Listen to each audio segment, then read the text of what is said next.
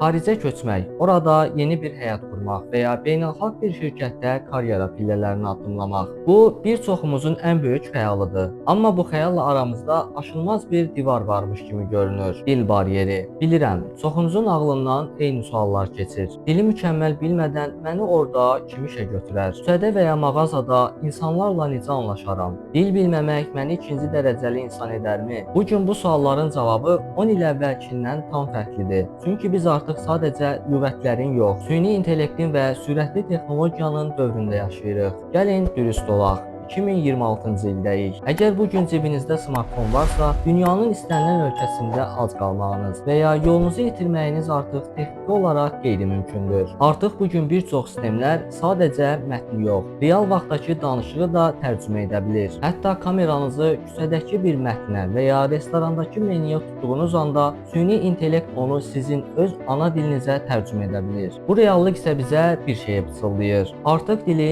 mükəmməl bilmək bizə lazım deyil. Texnologiyadan düzgün istifadə etmək kifayət eləyir. Minimal dil bazası və güclü rəqəmsal alətlərlə xarici bir mühitdə funksional şəkildə yaşamaq artıq bir xəyal deyil, praktik bir reallıqdır. Amma bu məsələyə gəlin daha dərindən baxaq. Dil sadəcə informasiya ötürmək üçün bir vasitədirmi? Siz bir dili öyrənməyəndə əslində sadəcə sözləri yox, o cəmiyyətin düşüncə tərzini, dünyanı qavrayış formasında itirirsiniz. Texnologiya sizə bir çörək almağa kömək edə bilər, amma o çörəyi satan insanla səmimi bir zarafat etməyinizə və ya onun kədərini anlamağınıza kömək edə bilməz. Karyera tərəfinə gəldikdə isə vəziyyət daha da dramatikləşir. Bəli, əgər siz proqramçısınızsa, dizaynersinizsə və ya texniki bir laboratoriyada işləyirsinizsə, sizin əsas diliniz kodlar və rəqəmlərdir. Bu sahələrdə məhdud dil biliyi ilə uğur qazanan minlərlə insan var. Lakin bir addım yuxarıya, menecerliyə, liderliyə, qərarvermə proseslərinə baxdıqda mənzərə dəyişir. Komanda müzakirələri, emosional zəka tələb edən danışıqlar, təqdimatlar, bunların hamısı dilin incəliklərinə bağlıdır. Sizin özünüzü necə təqdim etməyiniz, insanların sizə olan inamı birbaşa dilə hakimiyyətinizlə ölçülür. Dünyadakı elmi və peşəkar məzmunun böyük hissəsi ingilis dilində və ya digər böyük dillərdə yayımlanır. Dil bildiyiniz zaman bu məlumatı birbaşa mənbədən, yəni istisna əldə edirsiniz. Tərcümə isə sizi həmişə bu prosesin bir addım gerisində saxlayacaq və bəlkə də ən vacib məqam sosial və emosional bağlardır. Xaricdə yaşamaq sadəcə maaş almaq deyil, həm də dost qazanmaq, o cəmiyyətin bir hissəsi olmaqdır. Süni intellekt nə qədər inkişaf etsə də, o emosional yaxınlığı hələ ki heç bir alqoritm əvəz edə bilmir. Nəticədə qarşımızda